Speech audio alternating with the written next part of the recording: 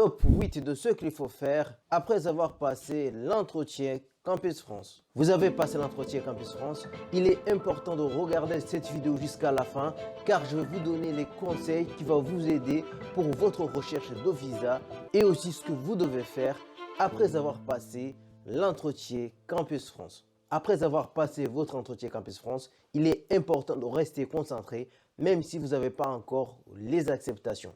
Car certaines démarches sont à prévoir au plus tôt possible. Cela va vous éviter les complications par après. Je vous dis tout ça après ça.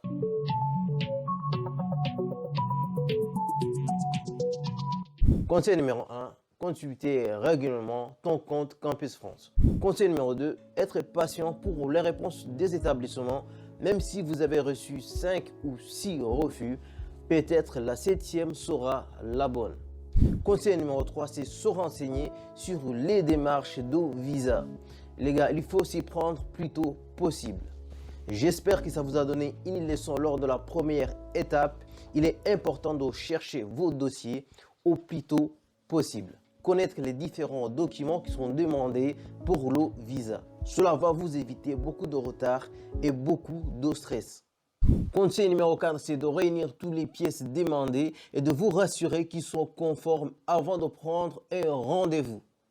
Donc la chose importante aussi, il ne faut pas oublier d'homologuer vos diplômes si vous allez demander un visa dans un pays étranger. Conseil numéro 5 qui est très important, c'est de trouver votre logement au plus tôt.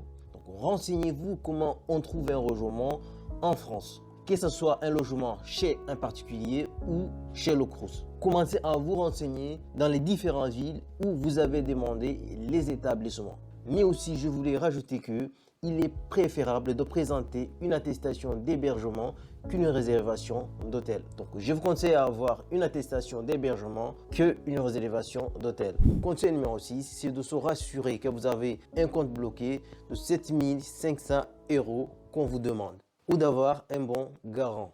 Voici comment se calcule le montant net d'un garant qu'il doit disposer par mois. Le garant, il doit avoir 1200, qu'on va rajouter l'étudiant qu'il a pris en charge. Donc c'est 615 € chaque mois. On va rajouter pour chaque membre de sa famille 150 €. Si on prend un garant qui vit tout seul, le garant doit avoir 1204 pour lui. Et puis pour étudiant, 615 €. Donc si on fait l'addition, vous allez voir que vous êtes aux alentours de 1819 €. Donc ça, c'est un garant qui est célibataire. Il lui faut 1819 € net par mois. Conseil numéro 7 est de se rassurer que votre garant va donner les papiers d'un compte courant, pas d'un compte épargne. Le conseil numéro 8 est de faire un bilan de ce que vous allez avoir besoin. Donc que ce soit ticket d'avion, l'assurance, nourriture, transport, tout ce que vous allez avoir besoin. Ayez une idée en tête d'un budget qu'il vous faudra. Comme ça, vous savez combien vous avez, combien il vous faut, ainsi de suite. Donc, même après l'acceptation d'un établissement, restez concentré sur les étapes suivantes. Avoir une acceptation ne garantit pas votre visa. Abonnez-vous sur la chaîne si ce n'est pas encore fait pour avoir les vidéos sur comment obtenir un visa, les démarches, les astuces, comment chercher votre logement et tous les conseils concernant le visa et les études en France.